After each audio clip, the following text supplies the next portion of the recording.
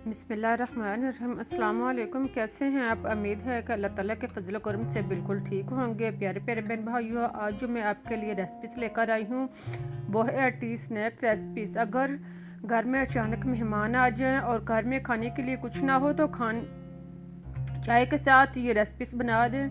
इंशाअल्लाह मेहमान आपको दाद ज़रूर देंगे। तो प्यारे प्यारे बहन भाइयों, अब हम चलते हैं अपनी आज की रेसिपीज़ की तरफ और शुरू करते हैं अपनी आज की रेसिपीज़। इसके लिए हमें चाहिए मैदा।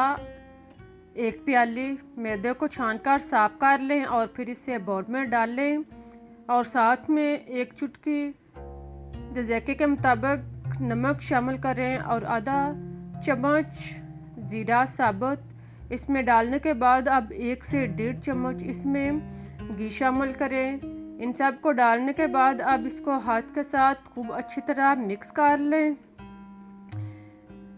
सारी चीज़ों को मिक्स करने के बाद अब इसमें पानी ज़रूरत के मुताबिक डालते जाएं और इसको गूंदते जाएं। इसको आम आटे की तरह 5 से 7 मिनट तक अच्छी तरह गूंद लें।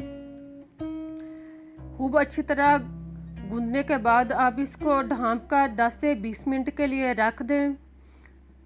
इसको एक साइड पर रख दें। अब एक लैदा बाउल में 1 प्याली बेसन लें। बेसन में कुटी हुई हरी मिर्च 1 चम्मच शामिल करें। हरा धनिया कटा हुआ 2 से 3 खाने के चम्मच शामिल करें और साथ में सुरख मिर्च दानेदार 1 चम्मच डालें।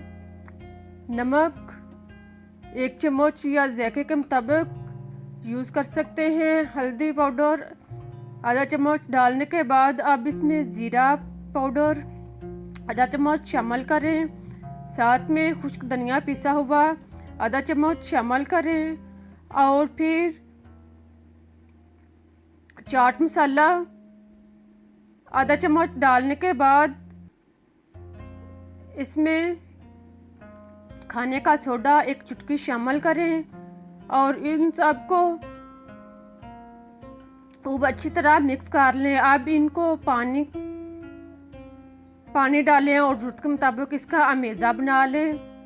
इसका गड़ा सा इस तरह का अमेज़ा तैयार कर लें और इसे एक साइड पर रख दें। अब गुंदा हुआ मैदा लें और इसको छोटे छोटे पेड़ों में तकसीम कर लें। मैदे के 2 से 3 हिस्सों में तकसीम कर लें और फिर इनके छोटे छोटे पेड़े बना लें।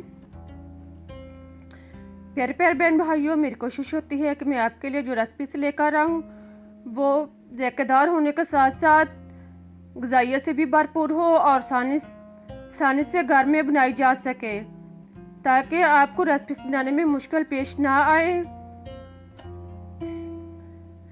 अब इसको 2 से 3 हिस्सों में पेड़े बनाने के बाद एक पेड़ा लें और इसको बेलना शुरू कर दें। इसको आम चपाती की तरह बड़े साइज़ की पूड़ी बेल लें। देखें बिल्कुल इस तरह इतनी मोटाई के बेलने के बाद अब हम इसको काटते हैं।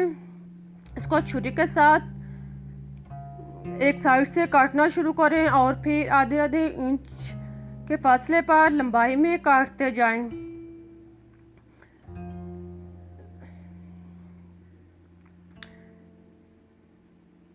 सारे चपाती को इसी तरह काटने के बाद अब इसको चौड़ाई में यानी दूसरी साइड से काटना शुरू करें। इसी तरह आप 2-2 इंच के फासले पर इसको काटते जाएं। देखें इसी तरह सारे स्नैक जो हैं वो तैयार कर लें।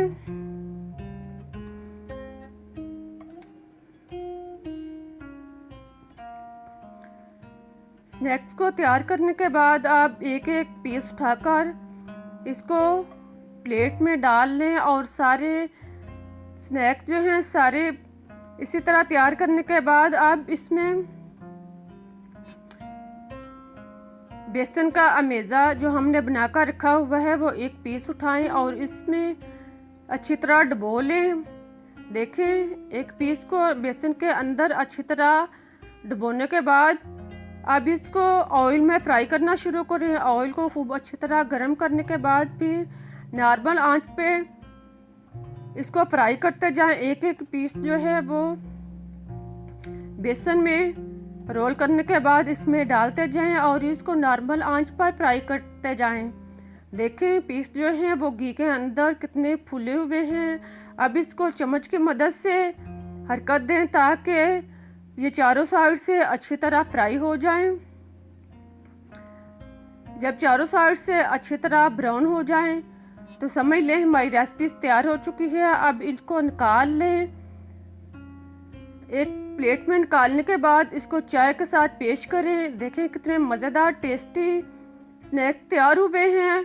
आई होप कि आपको मेरी रेसिपी पसंद आई होगी। अगर पसंद आई है तो लाइक और शेयर ज़रूर करें और चैनल को सब्सक्राइब ज़रूर कर जाएं। मुझे इजाज़त दें, मैं फिर मिलूँगी एक नई रेसिपी के साथ। तब तक के लिए अल्लाह हाफिज़।